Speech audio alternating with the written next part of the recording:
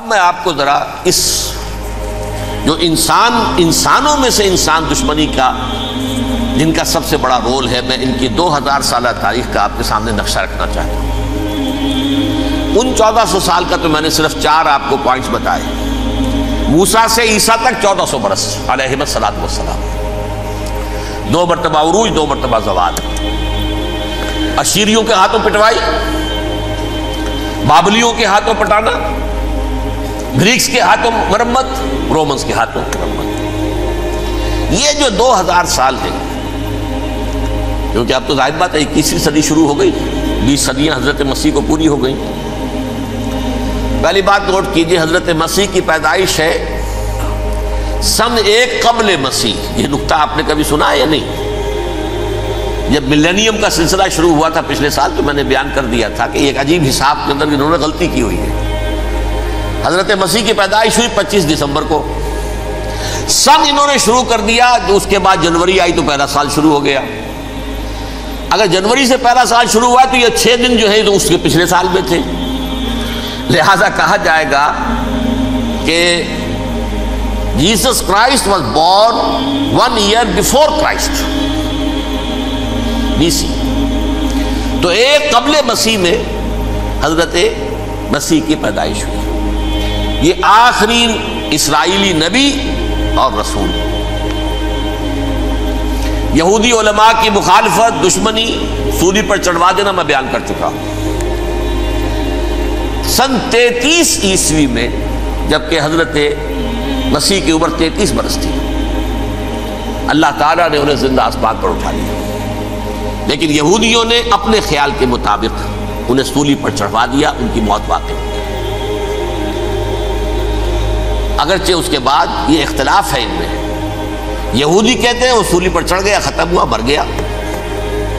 عیسائی کہتے ہیں نہیں، انتقال ہوا ہے مسیح کا صلیب پر، لیکن پھر وہ دوبارہ زندہ ہو گئے ہیں۔ ان کی لاش ایک غار میں رکھ دی گئی تھی، وہاں ریزریکشن ہو گیا، ان کا باعث بعد الموت وہی ہو گیا، اور پھر انہیں اللہ نے زندہ آسمان پر اٹھا دیا۔ تو ہمارے اور عیسائیوں کے درمیان نوٹ کر لیجئے، یہ چیز مشترک ہے کہ حضرت مسیح آسمان پر زندہ اٹھائے گئے۔ فرق کیا ہے؟ وہ سمجھتے ہیں کہ سولی دیے گئے، سولی پر مرے، پھر زندہ ہوئے، پھر گئے۔ ہم سمجھتے ہیں کہ نہیں، وما صلبوہ وما قتلوہ، انہوں نے نہ صلیب دے سکے انہیں اور نہ انہیں قتل کر سکے، بل رفع اللہ الیہ، اللہ نے اٹھا لیا۔ پھر ہمارا اور یہ اس کا عیسائیوں کا ایک اور اتفاق ہے، سیکنڈ کمنگ آف جیسس، حضرت مسیح دوبارہ آئیں گے۔ یہ عیسائیوں کا بھی عقیدہ ہے اور ہمارا بھی۔ بہرحال تو جیسا کہ میں نے عرض کیا کہ اس وقت یہ عذاب استیصال، عذاب اکبر کے مستحق ہو چکے تھے، لیکن اللہ نے ان کی مدت دراز کی ہے، لیکن ان پر دنیاوی عذاب کا ایک کوڑا جو ہے اللہ تعالیٰ کی طرف سے اسی وقت برسا۔ دنیاوی عذاب دنیا میں رہتے ہوئے ختم نہیں کیا۔ 37 برس بعد، حضرت مسیح کے رفع سماوی کے 37 برس بعد، سن 70 میں یہودیوں نے بغاوت کی رومیوں کے خلاف۔ رومی ٹائٹس جنرل تھا ایک، اس نے پھر جو حملہ کیا ہے، 1,33,000 یہودی ایک دن میں قتل کیا یروشلم میں، اور ہیکل سلیمانی گرا دیا۔ وہ ہیکل پہلے بھی گرا تھا، پہلے 1400 سال کے دوران میں بھی نبوکدنضر نے گرایا تھا، لیکن پھر اس کے 150 سال بعد انہوں نے دوبارہ بنا لیا تھا، اس لیے وہ اسے سیکنڈ ٹیمپل کہتے ہیں۔ پہلا ٹیمپل جو حضرت سلیمان نے بنایا تھا، نبوکدنضر نے گرا دیا 587 قبل مسیح میں، پھر دوبارہ انہوں نے 150 سال کے بعد بنا لیا۔ وہ اس تاریخ کا حصہ ہے، میں نے جس کے بارے میں آپ کو تفصیل نہیں بتائی۔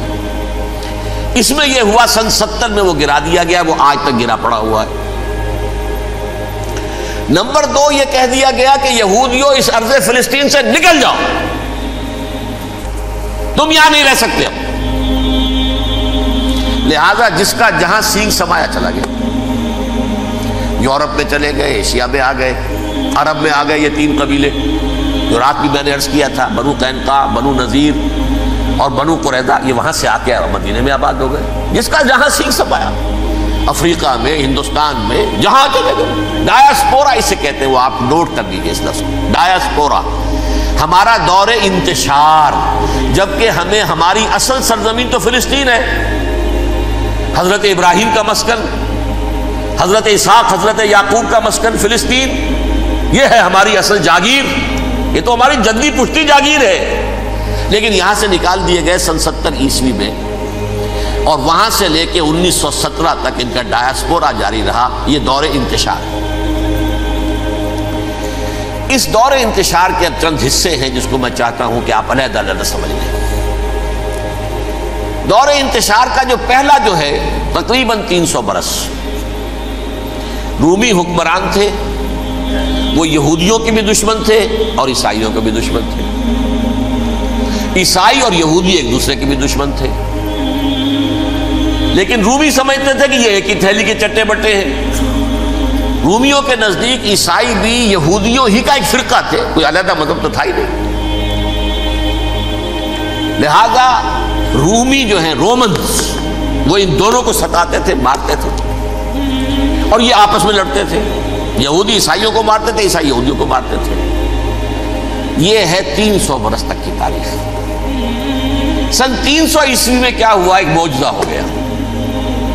بہت عظیم ایمپرر کانسٹینٹائن، قسطنطین اعظم، رومن ایمپررز میں سے بہت بڑا ایمپرر، وہ عیسائی ہو گئے۔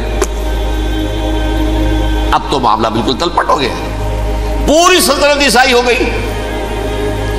اب عیسائیوں کے عیش ہو گئے اور یہودیوں پہ مار پڑنی شروع ہوئی۔ اب عیسائیوں کا آپ خود سوچئے کہ جنہیں وہ خدا بنا بیٹھے ہیں، خدا کا بیٹا قرار دے رہے ہیں، ان کے قاتل کون؟ یہودی بدماش۔ لہذا ان کی وہ پٹائی شروع ہوئی ہے یورپ میں، پوری رومن امپائر میں انہیں ذلیل کیا گیا، شہروں میں آمد بند، علیحدہ رہو، گھیٹوز کے اندر رہو۔ یہودی کا نام جو ہے وہ گالی بن گیا، جیسے آج بھی یہودی گالی کہتے ہیں، جیسے خنزیر کا لفظ، آخر وہ بھی اللہ کی مخلوق ہے، لیکن آپ کو معلوم ہے کوئی شخص زبان پر نام نہیں لانا چاہتا خنزیر کا، سور کا، ہے تو مخلوق وہ بھی ایک حیوان ہے۔ ایسے ہی یہ ہے یہودی گالی، جیوٹ گالی۔ لہذا ایک طرف تو ان دونوں کے درمیان دشمنی، جس کو قرآن کہتا ہے وَأَغْرَيْنَا بَيْنَهُمُ الْعَدَاوَةَ وَالْبَغْضَاءَ، ہم نے ان کے مابین دشمنی جو ہے پیدا کر دی ہے۔ اور جب یہ پوری سلطنت عیسائی ہو گئی تو قافیہ تنگ ہو گیا یہودیوں کا۔ اب آئیے 571 عیسوی،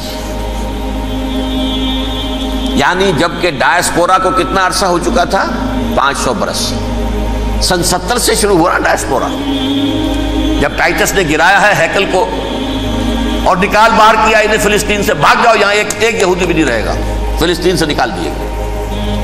اس کے پورے 500 برس بعد سن 571 عیسوی میں حضور کی پیدائش ہوئی، ولادت باسعادت محمد رسول اللہ صلی اللہ علیہ وسلم۔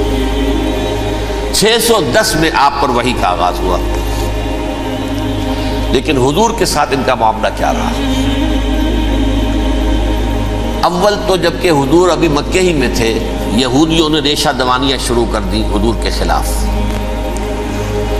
قریش مکہ کو سکھاتے تھے، پڑھاتے تھے، ان سے یہ پوچھو، ان سے یہ پوچھو، انہیں اس طرح تنگ کرو، ان سے یہ امتحان لو، یہ آپ کے علم میں ہے۔ سورہ بنی اسرائیل میں، سورہ کہف میں وہ سوالات، جو امتحانی سوالات آئے تھے، ذوالقرنین کون تھا، اصحاب کہف کون تھے، تم رسول بنے پھرتے ہو تو بتاؤ، اور یہ روح کی حقیقت کیا بتاؤ۔ یہ ساری ریشہ دوانیاں کر رہے تھے بیٹھے ہوئے، ابھی وہیں پر حضور ابھی پہنچے بھی نہیں۔ ہجرت فرما کر حضور تشریف لے آئے تو حضور نے، جسے ماسٹر سٹروک کہا جائے گا، یعنی اسٹیٹس مین شپ کا ماسٹر سٹروک، آپ نے مدینے میں آتے یہودیوں کے ساتھ پیکٹ کر دیا، جوائنٹ ڈیفنس پیکٹ آف مدینہ، کہ اگر مکے والے ہم پر حملہ کریں گے تو ہم مل جل کر ایک قوم کی حیثیت سے مقابلہ کریں گے۔ یہ میثاق مدینہ کہلاتا ہے، جس کے بہت غلط معنی پہنائے جا رہے ہیں آج کل۔ بہرحال میں موضوع میرا چونکہ یہ نہیں، میں ادھر نہیں جاؤں گا، لیکن ہوا کیا؟ ہر مرتبہ یہ خیانت کے مرتکب ہوئے، ان نے جو عہد کیے تھے ان سے پھرے، اندر ہی اندر سازش، ریشہ دوانی، حضور کی بدترین دشمنی۔ سورہ نساء کی آیت نمبر 12 میں 14 میں 13 میں فرمایا ہے لا تزال تطلع علی خائنۃ منہم، اے نبی ہمیشہ آپ کے علم میں ان کی طرف سے خیانتیں، بددیانتیاں آتی رہیں گی. اور بار بار وہ مسلسل جنگ کی آگ بھڑکاتے تھے. قریش کو دعوت دیتے، آؤ آؤ آؤ ہم اندر سے بغاوت کر دیں گے، تم آؤ تو صحیح، ختم کریں محمد کو اور اہل ایمان کو صلی اللہ علیہ وسلم ورضی اللہ تعالی عنہم اجمعین. لیکن پھر جب وہ آتے تھے تو یہ دبک جاتے تھے، ان میں ہمت نہیں تھی. میدان کے مرد نہیں رہے تھے. یہ سورہ حشر میں ان کا نقشہ کھینچا گیا ہے. کھلے میدان میں مقابلے کی اس کے اندر صلاحیت ہی نہیں ہے. یہ تو فصیلوں کے پیچھے سے، جیسے عورتیں کہیں دیہات میں لڑائی ہوتی ہے تو مرد جو ہے گلیوں میں لڑتے ہیں، عورتیں اوپر سے پتھر پھینکتی ہیں، بس وہ کام یہ کر سکتے تھے. من ورائے جدر، فصیلوں کے پیچھے سے، جنگ میں میدان میں نہیں آ سکتے. بہرحال قرآن مجید میں ہے یہ سورہ مائدہ کی آیت نمبر 64، کلما اوقدوا نارا للحرب اطفاها اللہ. اکثر و بیشتر مواقع پر تو یہ جب آگ بھڑکاتے تھے جنگ کی، اللہ اسے بجھا دیتا تھا. لیکن بہرحال اس کے باوجود جنگیں ہوئی، غزوہ بدر، غزوہ احد ہوئی کہ نہیں؟ یہ ساری اصل شرارت نہیں. اور اس کے نتیجے میں حضور نے پھر ایک ایک کر کے 3 قبیلوں کو سزا دی. غزوہ بدر کے فوراً بعد بنو قینقاع نکالے گئے مدینے سے، غزوہ احد کے فوراً بعد بنو نذیر نکالے گئے، اور غزوہ احزاب کے بعد بنو قریظہ نکال دیے گئے. یہ تو میں نے آپ کے سامنے رکھ دیا صرف حضور کے زمانے میں ان کا کیا رویہ رہا. دشمن، رات بھی ہم نے وہ آیت پڑھی تھی، لَتَجِدَنَّ أَشَدَّ النَّاسِ عَدَاوَةً لِلَّذِينَ آمَنُوا الْيَهُودُ وَالَّذِينَ أَشْرَكُوا. اہل ایمان کی دشمنی میں شدید ترین تم پاؤ گے یہودیوں کو اور مشرکین. مشرکین بھی بعد میں ہے، پہلے یہودی. حضور کے بعد کیا ہوا اب یہ نوٹ کیجئے، یہ ان کی تاریخ کا دوسرا دور. حضرت عمر رضی اللہ تعالیٰ عنہ قائد خلافت ہے. بیت المقدس کا محاصرہ کیا گیا، فصیل بڑی اونچی، شہر اندر سے سیلف سفیشنٹ، حملے کا راستہ کوئی نہیں. محاصرہ طول کھینچ رہا ہے لیکن ان کے پاس رسد بھی موجود ہے، پانی بھی موجود ہے، وہ دروازے بند کر کے بیٹھے ہوئے. بالآخر اللہ تعالیٰ کی مشیت کا ظہور کیسے ہوا؟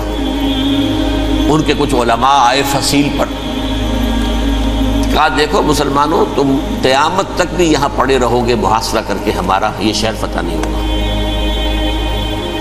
ہاں ایک درویش بادشاہ کے ہاتھوں یہ شہر فتح ہونا ہے، لیکن تمہارے اندر ہمیں وہ نظر نہیں آ رہا. ابو عبیدہ بن الجراح رضی اللہ تعالی عنہ، امین هذه الامہ، ان کا فوراً ذہن گیا وہ درویش بادشاہ مدینے میں بیٹھا ہوا ہے عمر رضی اللہ تعالی. اب ایک اور عمر بھی ہے جو قندھار میں بیٹھا ہے. نقشہ وہی ہے، سادگی کی حد تک نقشہ وہی ہے، بالکل وہی، اپنی آنکھوں سے دیکھا ہے وہی سادگی. عمر اول، عمر ثانی تھے عمر بن عبدالعزیز. اب ایک اللہ کے فضل سے اللہ تعالیٰ ایدہ اللہ بنصرتہ، اللہ تعالیٰ ان کی نصرت فرمائے، دشمنوں کو ان کے مقابلے میں نیست و نابود کرے. انہوں نے ریکویسٹ بھیج دی کہ حضور تشریف لائیے، یہ شہر فتح ہو جائے گا. وہ ہے سفر تاریخی، اتنا طویل سفر، تقریباً 700 میل، ایک اونٹ، ایک خادم، ایک منزل پہ امیر المومنین اوپر بیٹھے، خادم آگے چل رہا ہے، اگلی منزل پہ خادم اوپر بیٹھا ہے، امیر المومنین آگے جا رہے ہیں. اور جب پہنچے ہیں تو وہ باری تھی خادم کی. انہوں نے ہاتھ جوڑ دیا، حضور خدا کے لیے تم کیا کہیں گے لوگ، وہ میرا برا حال کر دیں گے، تمہیں شرم نہیں آئی؟ امیر المومنین پیدل آگے چل رہے ہیں نکیل پکڑ کر، اور تم بیٹھے ہو اوپر براجمان ہو. حضرت عمر فرمایا الدور دورک، نہیں باری تمہاری ہے، بیٹھ. اس حال میں پہنچے ہیں. اور پھر یہ کہ ابو عبیدہ بن الجراح آئے ہیں، استقبال کیا ہے تو دیکھا ہے اس حال میں چلے آ رہے ہیں. عمر نکیل پکڑے ہوئے چلے آ رہے ہیں، اور کہتے ہیں کہ کہیں کیچڑ ویچڑ تھا، جوتے خراب ہو گئے تھے، وہ بھی اتار کے ہاتھ میں پکڑے ہوئے، کپڑے تو تھے ہی پھٹے ہوئے. انہوں نے کہا کہ حضرت ابو عبیدہ نے، دیکھیے یہ بڑا متمدن ملک ہے، بڑا مہذب علاقہ ہے یہ، آپ ذرا حلیہ اپنا درست فرما دیں تب جا کے پیش ہم آپ کو کریں گے. آپ نے فرمایا نحن قوم اعزنا اللہ بالاسلام، ہم وہ قوم ہیں جنہیں اللہ نے عزت دی ہے اسلام کے ذریعے سے، کپڑوں کے ذریعے سے نہیں، دولت کے ذریعے سے نہیں۔ اسی حال میں گئے ہیں، اوپر سے انہوں نے کھڑے ہو کر نشانیاں دیکھی ہیں، اپنی کتابیں کھولی، ہاں یہ وہی ہیں، اچھا لو جی سرنڈر، شہر تمہارے ہاتھ میں۔ خون کا ایک قطرہ نہیں بہا اور بیت المقدس فتح ہو گیا۔ لیکن اس وقت حضرت عمر نے ایک نرمی یہ کی کہ یہودیوں کے لیے بھی اسے اوپن سٹی قرار دے دیا۔ یہ احسان عظیم حضرت عمر کا، اس سے پہلے یہودی آ ہی نہیں سکتا تھا، داخل ہی نہیں ہو سکتا تھا، وہاں وہ آ کر وزٹ نہیں کر سکتا تھا، زیارت نہیں کر سکتا تھا اپنے مقدس مقامات کی۔ حضرت عمر نے یوں سمجھیے کہ تقریباً 550 برس کے بعد ان کے لیے راستہ کھولا ہے کہ ہاں تم آ سکتے ہو، زیارت کر سکتے ہو۔ لیکن یہ عیسائیوں نے لکھوایا معاہدے کے اندر، انہیں یہاں آپ آباد ہونے کی اجازت نہیں دیں گے، لیکن کم وزٹ دی پلیسز، دیکھیں زیارتیں کریں اور جائیں۔ یہ معاہدہ حضرت عمر کا ہے رضی اللہ تعالیٰ، جو پھر خلافت راشدہ کے بعد بنو امیہ نے بھی اس کو آرڈر کیا، بنو عباس نے کیا۔ پھر جو ہمارے یہ ترکوں میں اندر خلافت آئی تو ترک خلفاء نے بھی اس معاہدے کی پوری پابندی کی۔ فلسطین میں آ سکتے ہیں یہودی، صرف زائرین کی حیثیت سے، وہاں آباد نہیں ہو سکتے۔ اب آئیے اگلا دور آیا حضرت عثمان کا دور خلافت۔ یہ ہے وہ وقت کہ اب یہود نے امت مسلمہ کی پیٹھ میں چھرا گھونپا۔ وہ کیسے؟ ایک یہودی عبداللہ ابن سبا اسلام کا لبادہ اوڑھ کر آ گیا، معاشرے کا جائزہ لے لیا۔ ان میں بنو ہاشم اور بنو امیہ میں جو پرانی کشاکش تھی اس کے کچھ نہ کچھ جراثیم باقی ہیں، اگر ان کو ذرا بھڑکا دے تو مسلمانوں میں انتشار پیدا ہوگا۔ کہا یہ عثمان کون ہے؟ یہ تو بنو امیہ میں سے ہے، یہ حق تو بنو ہاشم کا ہے، خلافت ان کے پاس ہونی چاہیے، محمد کے تو رشتہ دار وہ ہیں صلی اللہ علیہ وسلم۔ عوام الناس کے اندر بات پھیلنی شروع ہوئی۔ پھر ایک بڑی سازش کے انداز میں حضرت عثمان کے خلاف پروپیگنڈا، حضرت عثمان کے جو عاملین تھے، گورنر تھے، ان کے خلاف پروپیگنڈا، اور ایسی ہوشیاری کرتے تھے کہ کوفے میں کوفے کے حاکم کے خلاف کچھ نہیں کہنا، اجی مصر میں یہ ہو رہا ہے، اجی شام میں یہ ہو رہا ہے، اجی یہ جو عثمان ہے وہ یہ کر رہا ہے، یہ ظلم ہو رہا ہے، یہ لوٹ مار ہو رہی ہے، یہ خیانتیں ہو رہی ہیں۔ اب نہ تو اس زمانے میں مینز آف کمیونیکیشن، کیسے تصدیق کریں؟ افواہیں تو آپ آج کراچی کے اندر شروع ہو جائے تو پتہ نہیں چل سکتا کسی کو کہ کیا اس میں صداقت ہے، کیا جھوٹ ہے۔ اور بری بات جو ہے فطرت انسانی کی کمزوری ہے، وہ فوراً قبول کرتا ہے، کسی کے بارے میں اچھی بات ماننے کو تیار نہیں ہوتا، لیکن بری بات تو فوراً تیار۔ بہرحال یہ فتنہ انہوں نے اٹھایا، حضرت علی کی الوہیت کا فتنہ اٹھایا، حضرت عثمان کے خلاف الفتنۃ الکبریٰ برپا کیا، حضرت عثمان شہید ہوئے۔ اس کے بعد 5 برس تک مسلمان ایک دوسرے کی گردنیں کاٹتے رہے، باہمی خانہ جنگی ہوئی۔ امت کو وہ زخم لگایا ہے جو آج تک جس سے خون رس رہا ہے۔ یہ شیعان عثمان اور شیعان علی تھے جو بعد میں پھر سنی اور شیعہ ہو، اور آج تک فتنہ کس نے جگایا؟ ایک عبداللہ ابن سبا یہودی اور اس کے کارندے، شیطان کا ایجنٹ، اور انسانوں میں سے بھی اس کے جو بھی حواریین تھے اور شیطانوں کے اندر سے بھی تھے، انہوں نے بھی اس آگ کو بھڑکایا۔ یہ آپ سوچ لیجئے کہ یہ کس نے وہ زخم لگایا؟ یہودی۔ اگلا دور آیا، خلافت راشدہ ختم ہوئی، بنو امیہ کا بھی دور کافی گزر گیا۔ طارق ابن زیاد 712 عیسوی میں حملہ کرتے ہیں اسپین پر۔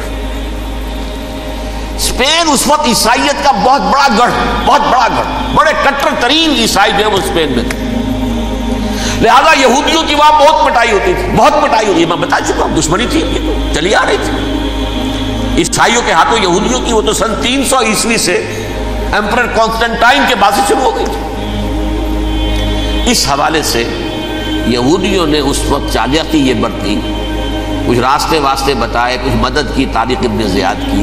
طارق ابن زیاد نے انہیں اپنا محسن سمجھا، ہسپانیہ فتح ہو گیا تو یہودی چونکہ محسنین کی فہرست میں آ چکے تھے، انہیں بہت اقتدار نصیب۔ بڑی سپورٹ مسلمانوں نے دی. ان کے بڑے بڑے علماء جو ہیں اسی دور کے اندر پیدا ہوئے, بڑے بڑے تھنکرز ان کے اسی دور میں پیدا ہوئے.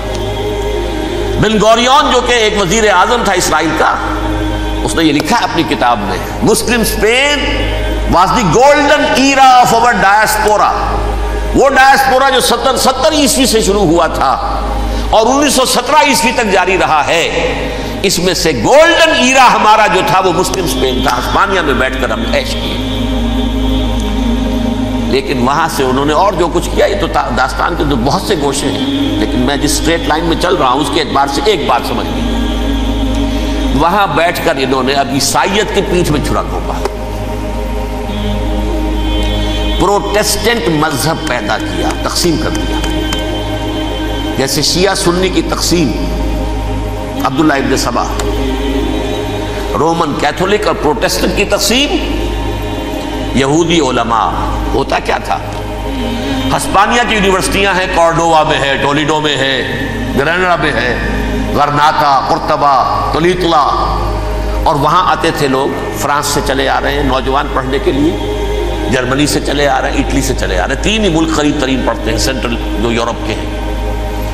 یہاں پر جو ہے وہ اسلام جو نور پھیلا رہا تھا اس سے بھی مستفیض ہوئے. جہالت کے جو ہے پردے ان کے وہ چھٹے. اس کے ساتھ ہی وہ یہودی وہاں ان کے اندر جو جراثیم داخل کر رہے تھے وہ اس عیسائیت کے خلاف بغاوت جو اس وقت دنیا میں عیسائیت اس وقت تھی.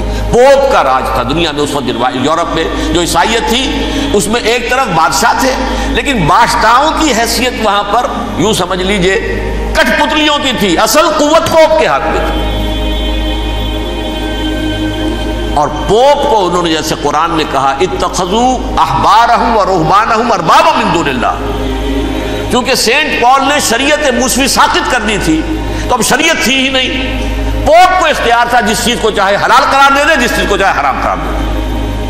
اتخذوا احبارهم ورهبانهم اربابا من دون اللہ. انہوں نے کہا صاحب یہ پوپ کس بلا کا نام ہے, یہ بھی انسان ہے. بات تو ٹھیک تھی نا, اصل حیثیت تو کتاب کی ہونی چاہیے, ڈیوائن بک, دی ریویلڈ اسکرپچر. لہذا اور یہ کتاب ہر شخص پڑھ سکتا ہے. کوئی پوپ کے باپ کو جو ہے کوئی اس کے لیے پروپرائٹری رائٹس تو نہیں ہے کہ صرف پوپ پڑھ سکتا ہے یا پادری پڑھ سکتے ہیں. ہم بھی پڑھ سکتے ہیں, ہم بھی سمجھ سکتے ہیں. یہ باتیں تھی کہ جن کو بڑھا چڑھا کر بیان کر کے اور پوپ کا اقتدار ختم کرا دیا اور توجہ مرکوز کر دی بائبل کی طرف. اب بائبل میں بڑا حصہ تو اولڈ ٹیسٹامنٹ کا ہے. نتیجہ کیا ہوا, یہود کی عظمت پروٹیسٹنٹس کے نزدیک مسلم ہو گئی. اصل قوم تو یہ ہے, وہ دشمنی بدلی کہ نہیں بدلی. موسیٰ کے امتی یہ ہے, تورات موسیٰ کو دی گئی, ابراہیم کی نسل یہ ہے. لہذا وہ جو دشمنی تھی, جو عداوت تھی کہ ہمارے خدا کو سوری چڑھانے والے ہیں یہ بدماش, اس کا ازالہ ہوا اس پروٹیسٹنٹ مذہب کے نتیجے میں. یہ میں اب آپ کو بتاتا ہوں کہ ایک نتیجہ وہ نکلا ہے جسے برٹرنڈ رسل نے بیان کیا ہے. اس کی کتاب ہے ان پریز آف آئیڈلنس, صفحہ 108. وہ لکھتا ہے the Christians retaining the Judaic belief in special revelation added to it the Roman desire for worldwide domination and the Greek taste for metaphysical subtleties. The combination produced the most fiercely persecuting religion that the world has yet known. یہ 3 چیزیں آ کر عیسائیت میں مل گئی. ایک تو جب یہ اولڈ ٹیسٹامنٹ جو ہے وہ ان کے ہاتھ میں آ گئی, اور اس کے میں کچھ آپ کو بتا دیتا ہوں کہ اولڈ ٹیسٹامنٹ کی تعلیمات, کیونکہ یہ اولڈ ٹیسٹامنٹ جو ہے یہ محرف تھی. اصل تورات تو گم ہو گئی تھی 587 قبل مسیح میں, جب پہلی مرتبہ ہیکل جو ہے تباہ ہوا ہے, اس وقت ختم ہو گئی تھی. اس کے کوئی 150 سال کے بعد انہوں نے یادداشتوں سے مرتب کر کے لکھی ہے. اب اس میں ان کے اپنے خیالات, اپنے امانی, اپنی توجیحات وہ شامل ہو گئی. لہذا آپ ذرا میں آپ کو حوالے دیتا ہوں. اس کتاب کے اندر مظالم کی جو تعلیم دی گئی ہے، اہل کتاب نے اپنے مظالم قتل عام کے جواز کے لیے تورات میں تبدیلیاں کی اور پیغمبروں پر دہشت ناکی اور بدترین حرام کاری کے الزامات لگائے۔ سنیے، پہلا حوالہ ہے یہ گنتی باب 31 آیات 17-18۔